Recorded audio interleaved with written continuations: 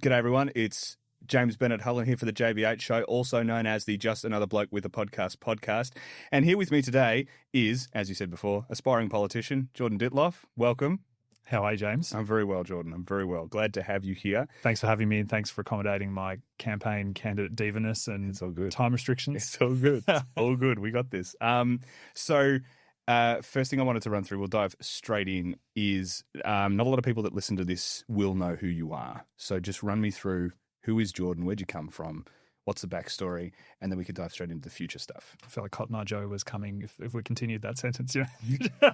But so where I come from is here. So I was born in Geelong. Awesome. Geelong local, honorary. My mum and dad's family pretty much all still live in the Geelong area for the most part. And after being born in Geelong, that was the highlight, obviously, it's all downhill from there. I was raised in a little town called Baringa, which is about half an hour south of Ballarat. Yep. My brothers and I used to say it was literally the middle of nowhere because it's about 40 minutes to Ballarat North, 40 minutes to Geelong East. Yep. 40, 50 minutes to Colac South. So it's literally the middle of nowhere. It's so funny. smack in the exactly what you're talking about. Yeah. I've got two friends from there. Yes. Yeah. And so mum and dad, have a little 20-acre hobby farm right on the edge of a small strip of rural residential. So it's literally like a street of about 6 houses other than mum and dad's. They're southernmost.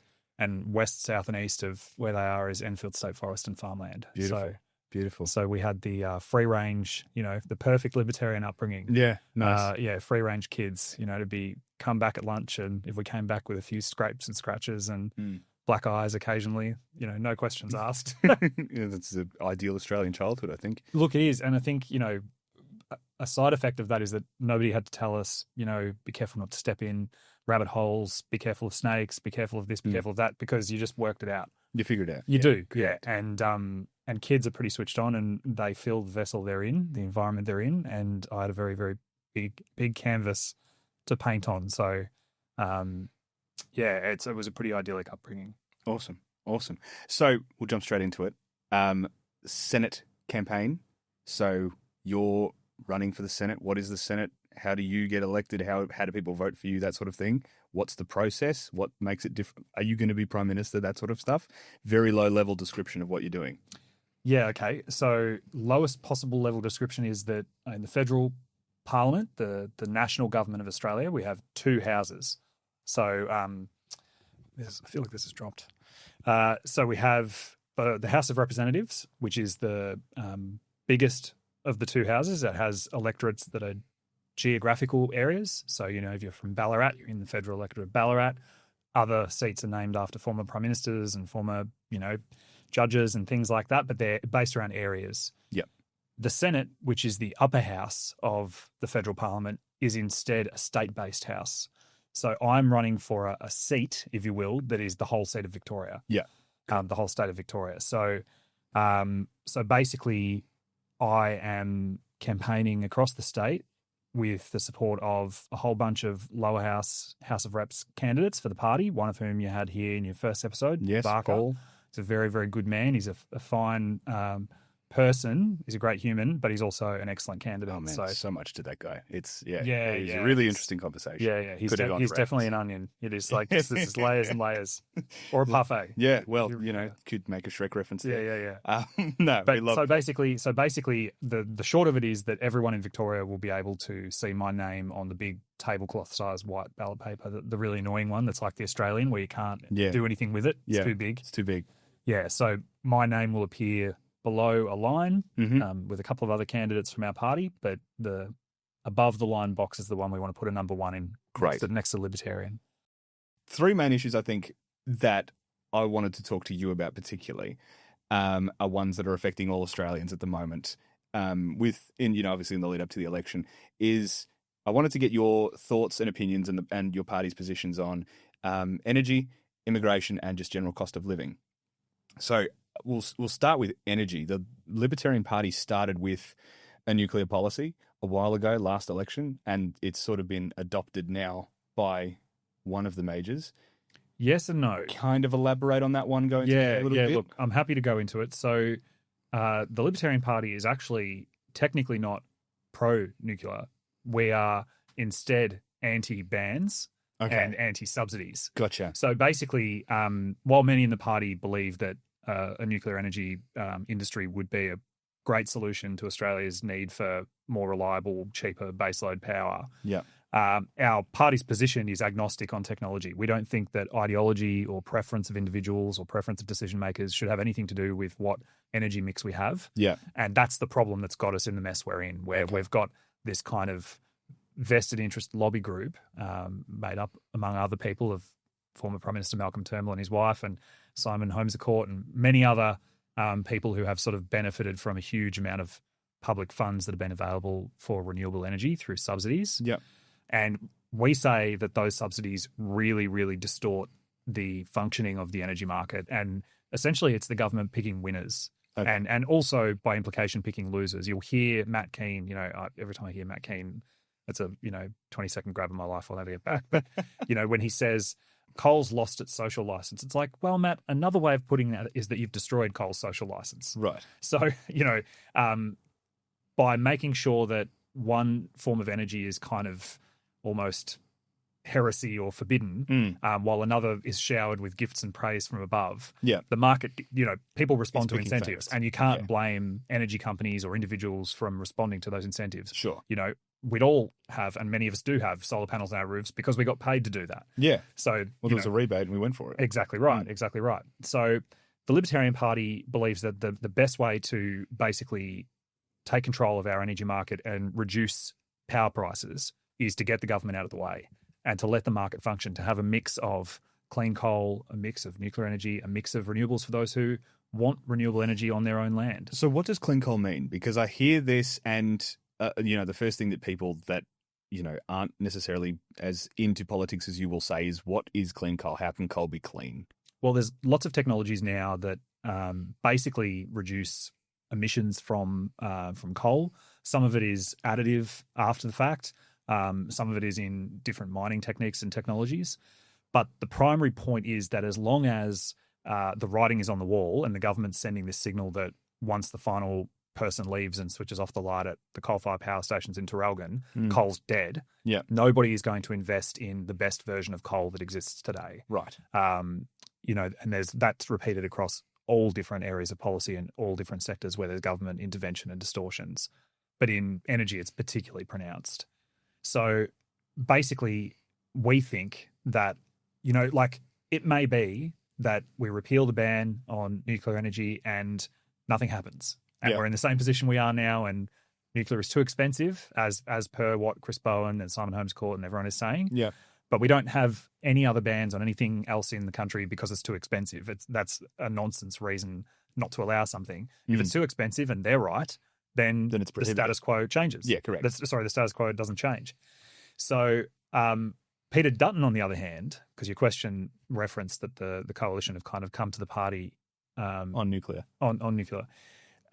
Peter Dutton wants the government to be in the business of building nuclear infrastructure. Okay. And I think that if you want to guarantee that nuclear energy is delivered over cost, over budget, and over time, you would have the government build it.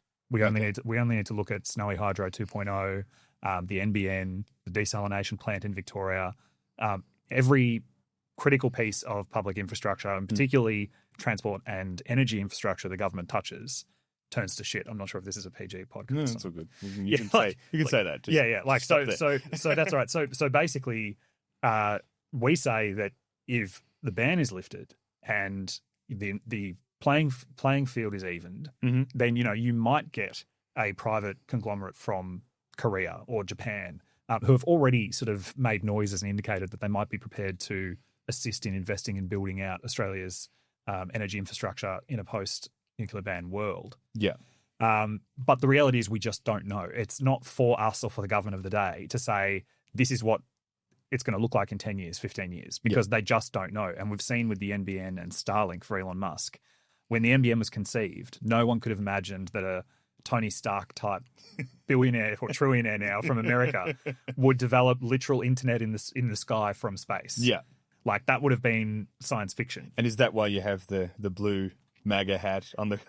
It's an Australian one. It is. There you go. Make Australia great again. Awesome. It's been a bit contentious because some people say it should be red. That's sort of like It's a pineapple, Labour endorsement, pineapple though. on pizza. Yeah. Yeah. So I did promise my followers that if a certain post I made got over 10,000 likes, I'd wear it at a debate. It didn't get that many until after the debate. So Okay. this is the compromise. So it's here. We're the second it's best. here with us. It's here And in the room. that's the 6 News debate. Shout out to Leo and the team who did a ripper job on the debate. The other night. Absolutely. It Yeah, awesome that was to watch. wild. It was such a cool, like the whole time I was thinking the fact that this is being, like at the end, all the candidates like, oh, we'll have a beer. And Leo's like, well, I won't have one until the 12th of November. And I'm like, yeah, I'm not 18 yet, so I love it. can't. Sorry. It's so bloody But good. it was just such a great initiative. And, you don't see that on the mainstream news networks. He literally has more journalistic integrity and ability than the entire mainstream media. And they know it as well. Yeah, 100%. So jumping back to energy briefly and kind of the government's position in the economy more broadly, a lot of times when there's been a massive amount of spending and we've got a massive amount of debt and things have happened, we've had national assets that we've been able to sell off to cut down on the debt. Do you think there is any place for government to be having assets that can be sold off and as a way of eliminating our debt, or is that sort of antithetical to everything that you believe? Look, I think that in the long run, we would see a far more limited role for government than we have. It's important to note that the Libertarian Party's platform is not one of total anarchy. We are fairly described as a classical liberal, sort of minarchist sort of party in terms of our platform. Yeah. So the party platform calls for the size of government, And scope of government to be. minarchist, if you can. So essentially the idea that you should have as minimal a state as possible, preserving only very, very core services and needs, for example, the police force, defence, some degree of health and a few other things. Mm-hmm. But basically the government should be far smaller than it is. Okay. Having said that, though, beyond that point, I think that we're in a position still, even with the mountains of debt we've got and the incredible weight of interest alone, this is a state government statistic, but it's one that I think is worth remembering because the federal government's not far behind. In the state of Victoria, we pay $1 million of interest repayments a day. That's not even off the principal. So that's not off what the state owes. That is interest alone, $1 million a day. Yeah. But even still, with states like Victoria and the federal government in, a pretty bad state financially, all we would need to do is stop spending, like freeze spending, 100%. Not even cuts, just freeze new spending, stop extra spending. Yeah. If you did that, I remember John Humphreys at a Friedman conference a couple of years ago said that it would take it's like Jeff Goldblum in Jurassic Park. Life would find a way. Find a way. Like if we just stopped spending, the economy would repair itself in I think it was 4 or 5 years. It would be back in the black. Yeah. Simply by a federal spending, term and a half. Simply by a spending freeze. Yeah. Now, we'd go further than that and say that there are many, many areas where government spending can be slashed or even abolished without making any difference to the lives of everyday Australians, except that they would have more money in their pocket through tax concessions and tax returns. Yeah. And things like, the ABC, we just don't need a public broadcaster. When you've got organic, long-form alternative media like this, when you've got 6 News and other stations, you have such a fiercely competitive media sector. There's no way that you can justify a mandatory $45 a person each year or whatever it is. Yeah. And if people want to spend $45 a year for whatever version of ABC survives that to see what they want to watch, Yep. happy days. Forgive me, I am going to take that as you comparing me to the entirety of the ABC, just this show, not any other long-form content at all. I think in terms of like interest and values and influence and productivity, I think it'd be pretty close. I'm not even going to walk away from that. I'm going to accept that. Appreciate it. Episode 2 and we're already there. That's so it. good. Yeah. I don't know if it's a compliment to you or a criticism of the ABC, but I'll take the compliment. I'll field it as a compliment. I think the stat before is actually 10 million on interest a day. I think that's what it's gotten up to. Oh wow, it's like Jesus worse. I think it was 10 million when I ran in 2022. That was the number we were running. That's even worse. Yeah, and feel free to fact check me. Way to fail upwards. Yes, yeah. Incredible number. Not in a good way. No. So, how do you suggest that we cut the debt? And I'll sort of segue a little bit into the immigration discussion with this by referencing Mr. Trump over in the States, who's got the gold card. That's this new visa that you can pay $5 million to get citizenship straight Yeah. away. It's supposed to bring very wealthy people into the States. And he says, if we sell, what was it, 1,000 of those, then that's $1 trillion of debt or something like, or $5 trillion of debt or something like that. That's wiped off the slate. I have probably done the maths very, very wrong, but it's like something ridiculous that if you get enough of those people coming in, then it eliminates the debt. Is that something that you like the idea of? I think that's a little bit of it's the same kind policy? Of premise, I suppose. But we did have a category of visa like that here in Australia. That was like I can't remember what it was called. It was like a high investor visa or something. There was some name for it where it was like basically you could just pay some obscene amount of money and get a visa. Yeah. I don't think that is available anymore. Mm. But our take on immigration is basically that we agree that with parties like One Nation and so on, when they say that our current system as it exists is not working.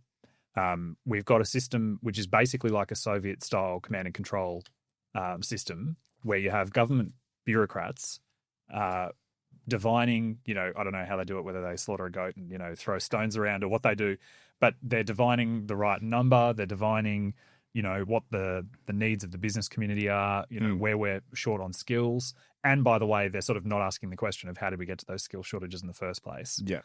But basically, in immigration, like almost no other area of policy, we have this blind faith in a government bureaucracy to have some special wisdom, insight, or knowledge about how many people should come and what they should be skilled in. And it's basically just a recipe for disaster, which is what has happened. So why is the current system flawed? Obviously basically bureaucracy? So it's a centralized quota system where essentially there is a fee that's paid, but it's more of an administrative fee. It doesn't reflect, for example, the cost per new migrant who's a permanent resident on public infrastructure. It's more of like a processing fee. But basically, once that's paid, it's more or less, do you have this particular skill set? Are you from this particular area or cohort? There's a couple of other types of visas, but it's pretty much the government picking, again, winners and losers, who gets to come, who gets to stay. Yeah.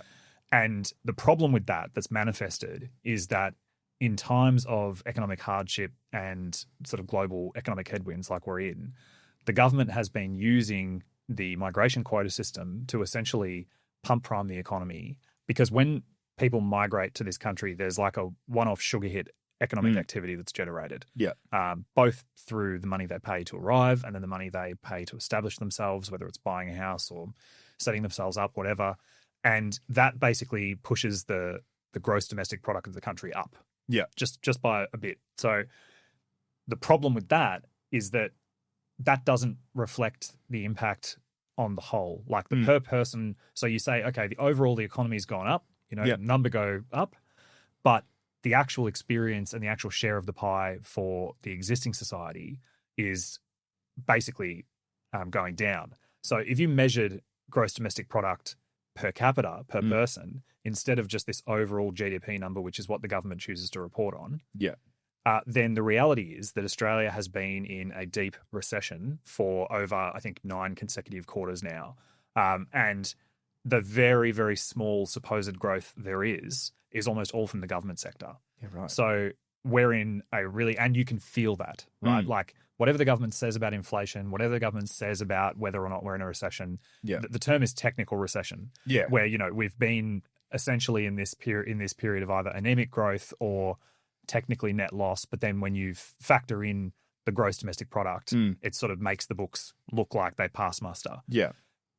But it's also true that Australia still has a very, very two-tier economy where you've got the sort of digging things out of the ground that are worth a lot of money part of the economy. So fly in, fly out minerals, resources. I've got a question for you on that too, but continue. And then you've got the rest. Yeah. And if you're in the rest, unless you're in very, very highly skilled, very, very in-demand roles like, specialized services, finance, some areas of law, all this sort of thing, your life has not been good in the last 9 quarters. And a lot of Australians feel like they've been going backwards. Yeah. And they've got very good reason to feel that way. Definitely. So we say that the answer to that problem is a migration policy that focuses on benefiting the existing society. So making sure that we're getting value out of new migrants. Yep. That we're making sure the people who come to Australia are coming able and willing to contribute to establish a life for themselves. Like my family came here after World War II from Germany. Yep. So they settled here in Geelong. And, my grandfather was an engineer. He had to learn English and work at the Ford factory while he was getting his degree recognised and learning English. But then he and an Italian guy started a company that still exists. I'm not going to say what it is because my family's a little bit private, but they built much of Geelong. They built bridges, churches. They built part of the Shell refinery, all that kind of thing. So the perfect migrant story. And that's it. And, I think to say that modern day migration isn't that or can't be that isn't true. But at the moment, the incentives and the way that we're selecting people and the way that we're emphasizing turnover and sort of just constantly trying to grow the pie instead of actually thinking about what is the composition, what is the sort of person in terms of cultural values, in terms of entrepreneurship, all these kinds of things. Aspiration. Yeah, growth, exactly right. Yeah, that's right. That's right. And so our policy is that there should be a much higher than currently exists fee in order to migrate and become a permanent resident. Yeah. There are a lot of very complex visa types at the moment that basically there's a bewildering array of all different types of visas.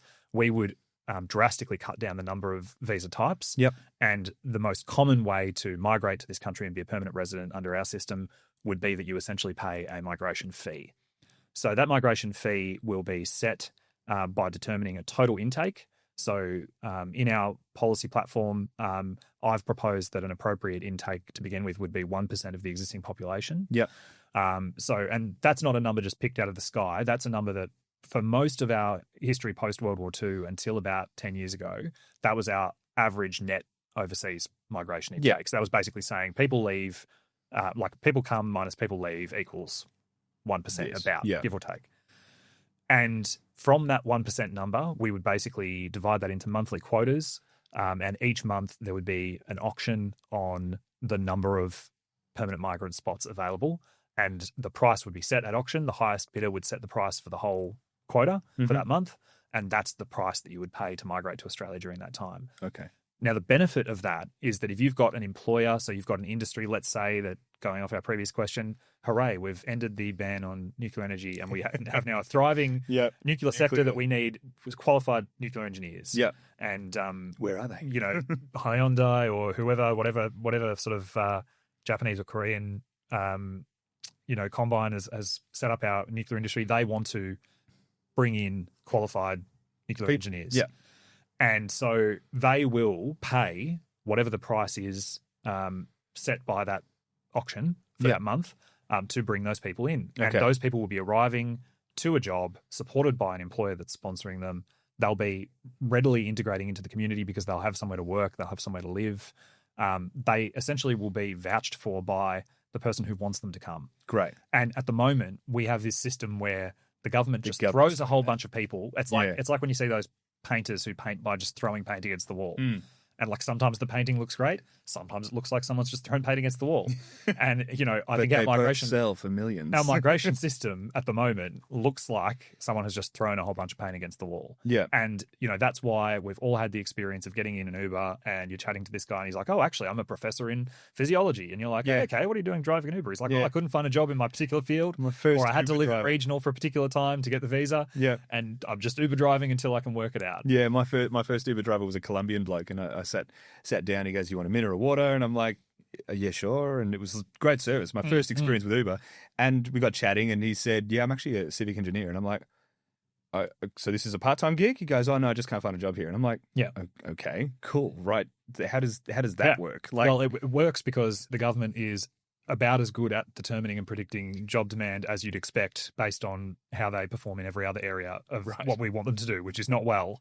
So, and when you think about it, when you put it like that, why would anyone believe that the government can essentially magically divine exactly what need there is and what demand there is for a particular job? And even if they're right, they can't guarantee that the people they're bringing to fill that gap aren't going to be falling through the cracks instead of local demand and local supply. Like, whereas if they're sponsored, then exactly, they've got a job. You've got that direct link. You've got, and the same applies in other areas of migration. Like so at the moment we're a signatory to the Human Rights Convention, and we have a particular intake of asylum seekers, whatever. We've recently brought a whole cohort of people from the Gaza Strip who are Palestinian, who, would have difficulty getting accepted by their immediate neighbours because, like, they're a community that the neighbourhood views with some suspicion and concern. But we've basically just brought this huge number of people, or relatively huge number of people in a short number of time, and we've just basically said, okay, you can live in Australia now, have a good life. Yeah. And that's a problem, because if you want to be charitable and philanthropic, that's fine. But if you outsource that charitable philanthropy and say, okay, we're going to meet our international obligations to be humanitarian, but essentially it's nobody's responsibility, and these people who come have to try to integrate. Often they're extremely traumatized. Correct. They have had, like, the Sudanese community in Melbourne is a classic example of this, where, young migrants of a particular age have experienced being child soldiers, or they've experienced witnessing massacres, or being, ritually scarred and injured, all these kinds of things. And then we're expecting these people to just slot into modern day Australian life and integrate and assimilate. And so in a migration fee system, we may well have more humanitarian migration, but it would be sponsored by church groups, by, philanthropic entities, charities, and those people would vouch for the people they'd sponsored and take responsibility for helping them integrate into their new home. Okay.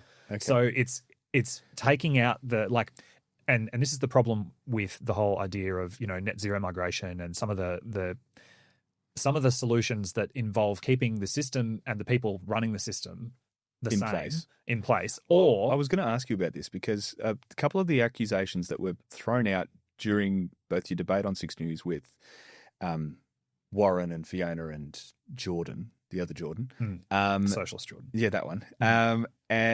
A lot of the accusations that were thrown out in the comments section was that the Libertarians support open borders. Now, what you've just described doesn't sound like that, but where does that whole idea that you guys do support open borders come from? Well, I mean, libertarianism as an ideology broadly supports the rights of individuals, that individuals are sovereign and should have the right to, liberty, life, to bear arms, to defend their property, to own property. And, freedom of movement is part of that. But in a libertarian world, freedom of movement is bounded by contract, it's bounded by private property. The fact that I might have freedom of movement doesn't mean I can just rock up at your place and decide that I live there and just say, hey, this is mine now. Correct. Or in fact, I'm staying here or passing through here. My door is always open. Well, thank you. That's good to know. Good to know. You might regret saying that in the coming months. It's going to be a crazy campaign. But, the other thing is that in a sort of a more libertarian world, we wouldn't have the welfare state. Yeah. And that's a huge distortion on people's decisions to move, travel, and migrate. Yeah. If you think about a time in our history, or in, Western history, where you had basically a free flow of people, but it worked out pretty well, you're talking about the American experience, basically post the War of Independence, in that sort of period of, race to the West, or when they were Manifest Destiny, where they were basically more or less settling and, and exploring and sort of, manifesting their manifesting their destiny. Indeed.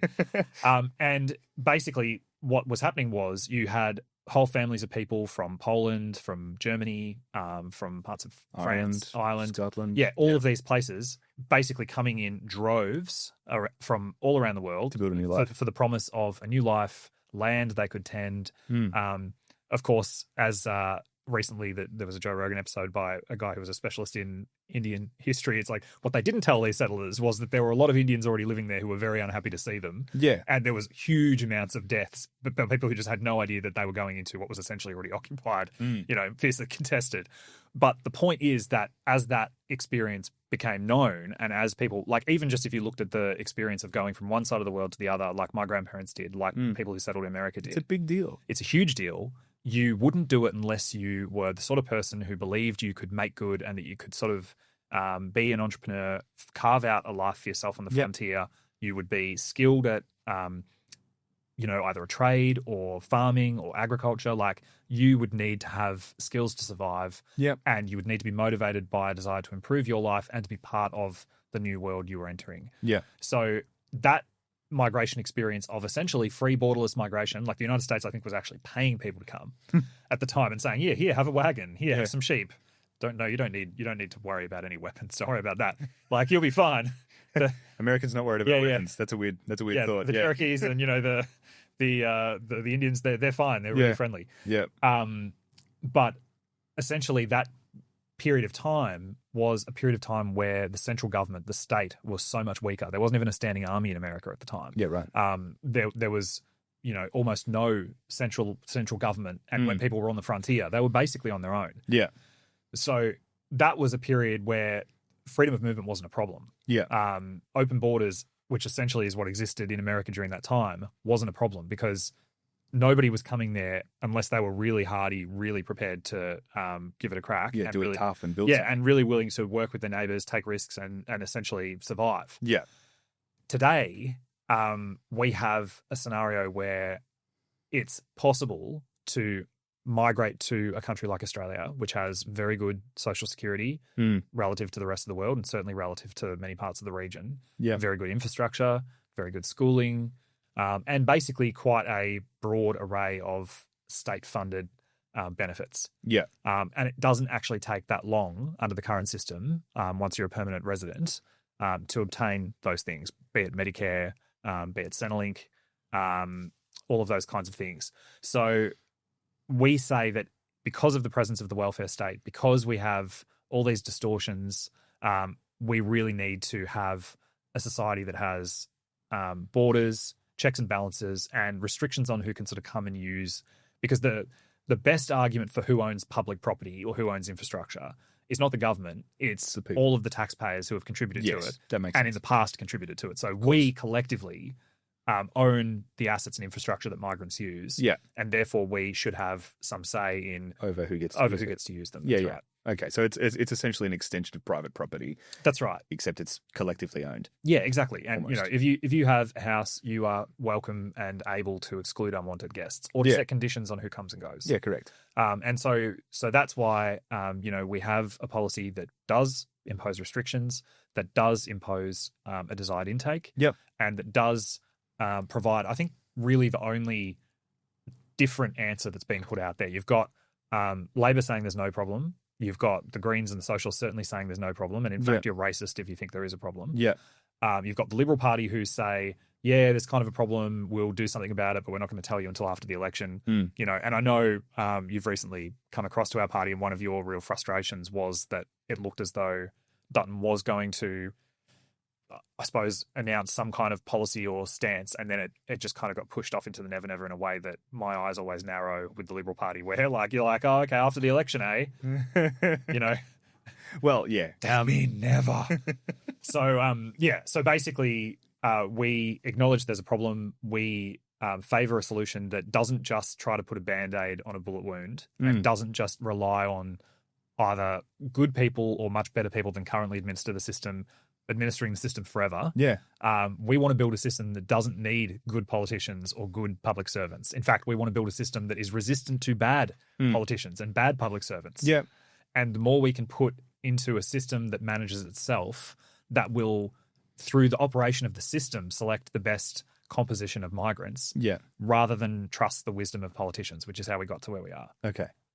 So it's interesting how it is really widespread a concern, and the Greens and the Socialists saying that there is no problem. That's like, I was chatting with some friends the other day, and we were around at someone's place for lunch. I won't dox anyone. And we were all just chatting about politics, as you do, the three topics that you're not allowed to talk about. Yes. I make sure that we talk about politics. And we were discussing all sorts of stuff and points of disagreement and this, that, and the other. And then we got onto the topic of immigration, and it was unanimous that there's something wrong with the system and that things are changing very, very quickly, and it's not great at the moment. So I 100%, see where you're coming from. To jump back a little bit, back to energy very briefly before we move on, I wanted to ask you, when you talk about mining up our wealth and selling it off, do you think the government can or should or does put an excise on like gas that goes out overseas or anything? Is there a way that we can capitalize on some of that wealth from a national perspective? So I think that in our system of government and our federal system of government, where we have a federal parliament, we have state parliaments, there are very, very, very few sources of revenue for state governments that they don't rely on the federal government to hand them. Royalties for minerals and gas is one of those sources of revenue. And I would be deeply, deeply skeptical of any federal government attempt to further tax, because, you know, these companies are being taxed when they're taking the resources out of the ground. They are being charged royalty fees. Well, they're being charged lots of tax, like land taxes, you know, basically, Spend the next 20 minutes talking about the payroll tax. Like, I mean, the tax burden on to do business in this country, let alone to start a greenfields operation and manage it and run it successfully, is insane. And, you know, we need to think about why is it that we're basically not got a manufacturing sector anymore. You know, and the primary reason is lack of access to reliable, cheap baseload energy. That is the golden goose, if you will, for manufacturing. And the moment we lost that, industrial relations was a close second, where essentially instead of having a flexible, case-by-case industrial relations framework, we've got a top-down, tribunal-based, award-based, one-size-fits-all straitjacket. And the coalition have abandoned the field on industrial relations reform. They, since 2007, when Howard lost government and work choices was dead, buried, cremated, or whatever excessive form of adjectives Tony Abbott needed to use, that they just have not ever returned to it, and I'm not confident they ever will. And what's your position on it? Is it like getting rid of the government department that controls it, or how would you fix? Well, what a lot of people don't remember is that pre-Howard's work choices reforms, there was a lot more of industrial relations that was governed at the state level. And I actually think that's how it should be. I think that almost everything the federal government touches or tries to take control of is to the detriment of that thing. And I think that we should have competition between the states for flexible working conditions, for an industrial relations system that delivers benefits to companies who want to do business in that state. Forgive me for not remembering I was 6 when he left office. No, that's okay. Yeah, my wife says things like that to me sometimes, where we'll hear a song come on the radio from like the late 90s, early 2000s. Oh, I know the 80s. My parents raised me right when it came to music. Well, like, I'll be like, oh yeah, the presets, that was great. And Georgie's like, yeah, I was in grade 4 then. I'm like, stop talking right now. I'm like, I'm not interested in continuing this conversation. So, yes, my wife is 8 years younger than I am, and she constantly teases me for being an old man. So. No, I won't do that anymore. It's okay. Continue with your thought. It's fine. I'm traumatized. But I think that when it comes to industrial relations, there is a balance to be struck between, like, libertarians are pro-collective action. If workplaces and workers want to unionize and want to collectively bargain and negotiate, that is in the essence of contract. That's in the essence of freedom of association. Okay. I think it's wrong to say there should be, opposition to unions or anything like that. And I think a lot of people would assume that your party would be weirdly, exactly. Like I've had a number of conversations with like ALP right people, especially in my younger days in politics, and they'd be like, "Yeah, so what about unions?" And they're like, "Oh, Zingo, he's never going to recover from that." I'm like, "Yeah, I'm pro-union." Yeah, and they're like, "What do you mean?" I'm like, in the workplace, in a system of collective action, collective bargaining, all this sort of stuff, but then you get it entrenched and enshrined in legislation and in structures of power, tribunals, and all these layers that essentially bed down previous gains, impose them writ large without flexibility across every workplace, and that takes away that balance. But what would you say to people that would take that and say, well, it's good that the government has that power because, unions by themselves don't necessarily have an equal playing field when it comes to negotiating with business owners? Well, if you look at somewhere like Germany, for example, there's a very different culture when it comes to industrial relations. Unions, employers, and the government basically work together and sort of have the common good of the country in mind. And in that way, Germany's been able to maintain a very competitive, very high-end manufacturing export sector. And so I think some of it is cultural and more of a mindset, where in Australia, the unions are basically adversarial to employers. The employers, and to an extent in public infrastructure, the taxpayers, in the minds of the unions, they can go and get effed. They're in opposition. They're trying to get as much as they can for the work they're doing. And they don't care about whether or not there's productivity, whether or not there's a trade-off or a benefit in exchange for increases. They just want to maximize the benefit they receive. And that's their incentive. That's their interest. But my point is that when that natural interest of unions to want to maximize conditions versus pay and, so maximize conditions and pay versus risk and work undertaken. Yeah. Of course, they want to maximize, Of course. but when they entrench gains with government and the coercive force of the state, That's when it becomes unfair. that's the problem. Yeah. Okay. So a bit of a theoretical. I come to you. You're elected and libertarians have a majority and, all these wonderful things happen. Huzzah. I want to start Holden again. I want to bring back Holden and restore Australian manufacturing. What policies do you think need to be changed? He touched his hat. Anyone that didn't see that, the Make Australia Great Again hat, return of Holden. What policies would you change? Because obviously, being pro-union, the unions did. This may cause a few ruffled feathers. The unions did play a part in Holden's demise because of the collective bargaining and everything else. What would you change, and how would you negotiate that sort of pathway? Obviously, incredibly theoretical. Yeah, no. So the first thing is you'd be starting an Australian car manufacturing company. That would be totally open to you because it's an open competitive market. And Great. Whatever. But I think the example of the Australian car manufacturing industry is a great example of squeezing, basically killing the golden goose, right? Yeah. Where you had an industry that was admittedly protected by significant government tariffs, which still exists. So we actually still pay. The luxury car tax. So the luxury car tax, even though we don't have a domestic car manufacturing industry anymore for it to protect, we still pay the luxury car tax. This is the greatest political red wild. pill that I've ever given anyone ever. Oh, yeah. I go up to them and I say, no, it's okay. The reason you pay more for your cars is because we have a luxury car tax. And they say, what's that for? I said, it's to protect our local car industry. And they go, what local car industry? And I'm like, precisely. Yeah, so luxury car tax and parallel import restrictions for textbooks. Yeah. Like the reason we get absolutely gouged, like for university textbooks, ironically consumed mostly by, socialist university types. Yeah. We just pay through the nose for them to get them printed domestically because we basically have restrictions on imported textbooks. But going back to your example, I think that the first thing to say is that if unions basically become too demanding and make too many claims for awards, conditions, etc., they will just not have a job. Yeah, which is the case now. Okay, there's no car industry. So the first thing is, in a more libertarian world, if you wanted to start a car manufacturing company and it was unsustainable from the beginning, it would fail. Okay, right? And if in the modern context, if Rex Airlines is unsustainable and does not have efficiencies, it should fail. Rex should not be bailed out by the taxpayer. Qantas should not be bailed out by the taxpayer. Yes, but I believe in an Australia that can produce a car. Well, you're free to believe that, but you should be believing it with your own money and sweat. 100%. I don't expect government support. Yeah, and not corralling taxpayer funds. But my point is that the very certainty that there is no free lunch, there is no guarantee that this is all going to be propped up regardless, because it's like game theory or prisoner dilemma, where if you know that the company you work for is going to get bailed out.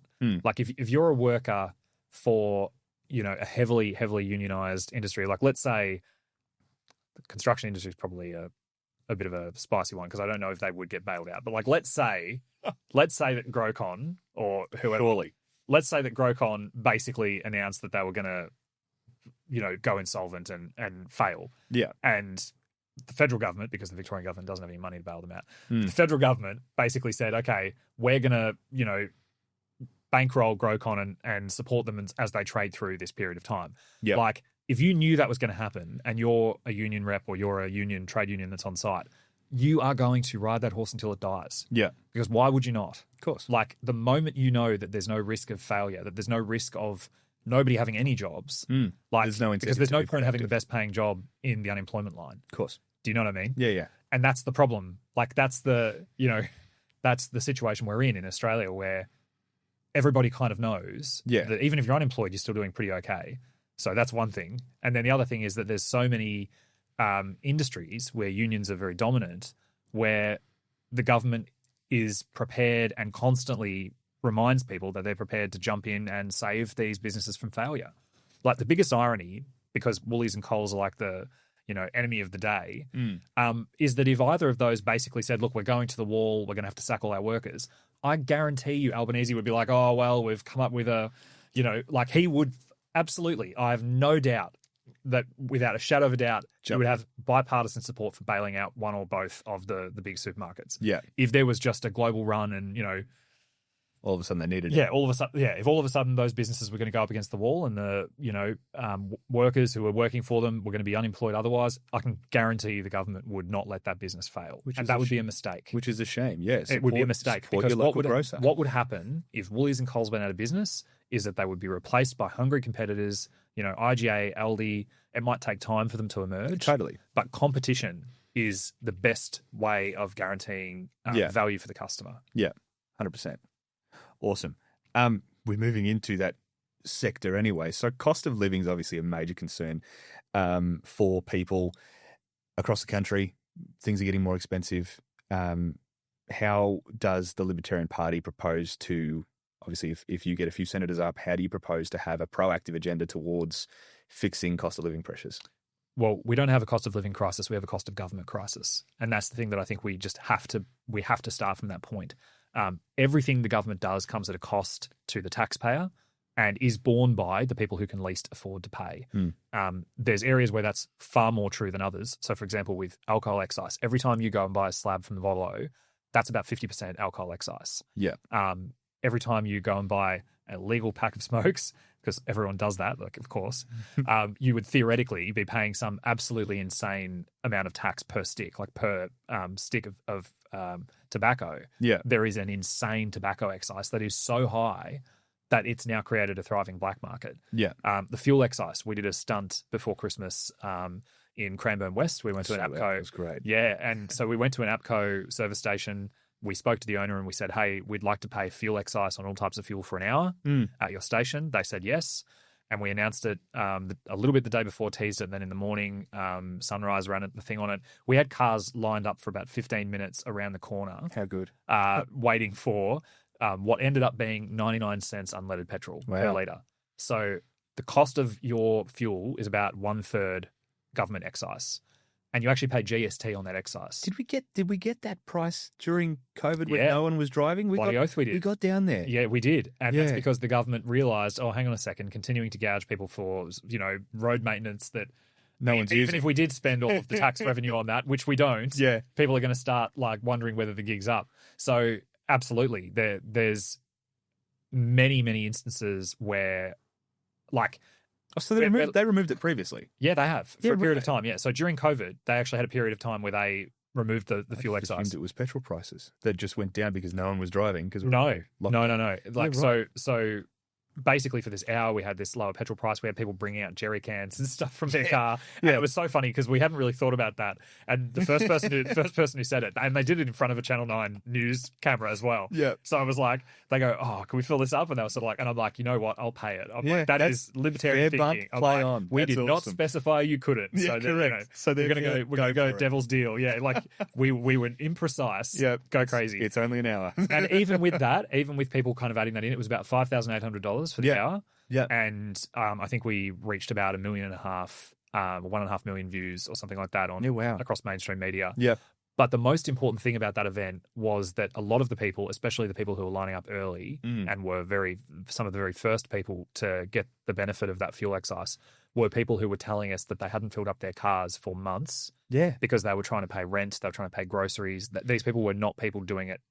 They were people doing it tough. Oh, I'm having those conversations with people now where people have just put $20 in their car just to get them to and from work for a week. Yep. And they're not doing anything else. Yep. Absolutely. And it's just insane. We're supposed to be the lucky country. We're supposed to have, the ability to go to the footy on the weekend. But, who can justify driving to Melbourne if the fuel's so expensive? Well, the reality is that, for the first time, I think in living memory, people, especially, I'm going to say our age because I don't want to accept that I'm old, but people 35 and under. Yeah, I'm not even that anymore.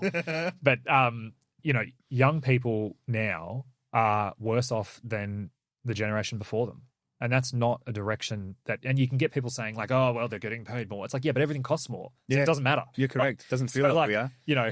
It's and inflation is a tax on time as much as anything. You are working more for less and paying more for less. Yeah. Albert Einstein said that compound interest is the most powerful force in the universe.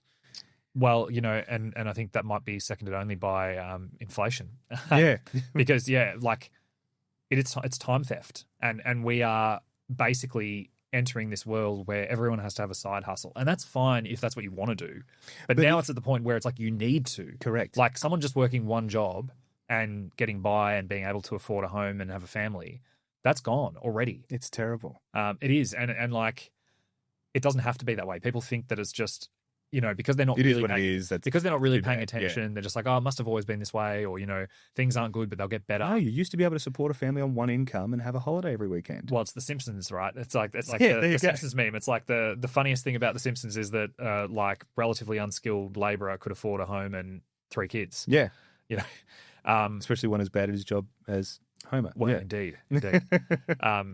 In the future, Australian nuclear industry will have much more qualified people than that. But That's a good call out. Well done. yeah. But basically, it shouldn't be that way. Something's No. wrong. And, Something is wrong. you know, we are having our inheritance and our kids' future being stolen from us by this. You know, and it was a bit of a high level example that maybe because we don't have a lot of this kind of animal in Australia, maybe people didn't really know what I was talking about. But I said the other day that the government is like a cuckoo bird, and what cuckoo birds do is they lay their eggs in the nest of other birds. And basically, you'll have like 2 swallows, right? Which are like very small birds. A cuckoo is like this big. They're massive birds. Yeah. And this cuckoo egg gets laid in another bird's nest. The cuckoo parent leaves. Yeah. And the parents of these basically these eggs have 2 normal children and one child that's like a huge monster horror child that ends up pushing the other children out of the nest, and then they feed it forever until it grows and leaves. I didn't know that's how it happened. It's horrific. It's nightmare fuel. Like anyone watching who wants to like not sleep well for a couple of days, go and look up the European swallow. There should be a horror. There should be It a horror is movie true. about It that. is truly That's stuff of hilarious. nightmares. But basically, it's what's called brood parasite, right? Yeah, right. Where essentially it is an entity that relies on the benevolence and goodwill of others Yeah. to displace and steal from it, essentially. Gotcha. And that is what our government does. Yeah. It is basically putting itself in our lives in more and more fields of day-to-day life, some of which would never have been dreamt of as being anything to do with government. Like, we've even gone as far in the last 12 months as saying that government should be responsible for what your children do when they're on the internet, because you can't do it, because you can't say no or can't enforce boundaries. Like, the government is sitting around the dinner table with you, telling you what conversations you can and can't have with your children. You're not allowed to allow your children onto the internet, even while you supervise them, because the government's taken that prerogative away from you. How? So with the age verification laws that recently passed, Yes. they imposed a age limit on who could use social media. That's a mandated limit. It's nothing to do with opt-in or, you know, parents who want the help. Literally, Anthony Albanese was asked, well, if this is to help parents, are you going to allow parents who do want to allow their children supervised access to social media under age 16 the ability to opt out of that system? And he said no, because we want parents to be able to look their children in the eye and say, the government won't allow it. I can't let you use the internet, because that's their solution to It's exactly pest what to power, right? parents want to say to their children. Like, but I mean, presumably many parents do, because I was listening to callback radio and talkback radio and listening to people call in and go, oh, this is terrible. Someone has to do something. My child, I've got no idea what they're doing because I'm working. Both parents are working a job. The kids are in daycare or being looked after by older brothers and sisters. Yeah. Like, we've just ended up in this dystopian world where we're inviting the vampire in. Yeah. We're inviting the cuckoo bird into our nest. Yeah, right. Like, we're saying, government, help me do something that previously I would have had to do myself because it's too hard. Like, that's what we do every time we call out for the government to do something, is we're saying, we can't do it ourselves. Take it off me. Take it off me. Yeah. But they don't realize that you never get it back. Yeah. Yeah, and like, I mean, I can see in the next 3 or 4 years, and this is on podcast, this is a recorded prediction. I can see in the next sort of, I'll say 3 to 6, next 2 cycles, I can see a sugar tax. I can see limits on what you can buy in the supermarket for your children. Like, there is no logical difference between saying the government should be the arbiter of what your children can see online and at what age, Yeah. and saying at what age children can buy sugary cereal that's bad for them. And the logic is the same. Parents are unable to say no because kids pester them. So we're going to remove the option. We're going to remove the choice. Yeah. I can see that happening. The AMA is pushing for it. So it's not fiction. It's Seriously? not. Of course.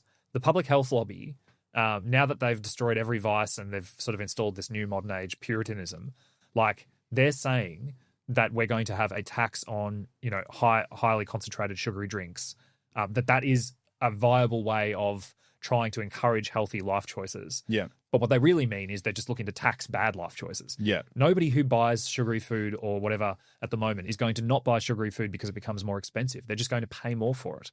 Well, And it'll become another tax that affects the poor disproportionately and affects the people who have the least ability to avoid these taxes. I hate those. It's like the ultra low emission zone in London, where it's just targeting people that don't have up-to-date cars or electric cars, where they have to pay a toll for entering the city. It's like, if you work there, you're going to pay that fee no matter. City of Melbourne now has a congestion tax. You're kidding? Yeah. Oh, So this is what I mean. There's just if there's no rational line in the sand where you say this is private responsibility, individuals must decide this for themselves and have the responsibility for this choice. Yep. If you don't preserve any part of everyday life where that's the case, then we're just going to end up with there being no difference between private and public life. There will be no private life. Yeah. And I think that's not a world I want to live in, and that's a world I'm going to fight against. Fair enough. All right. Well, we're nearly out of time, so I'm just going to do some quick fire questions at you. Keep the answers short as possible.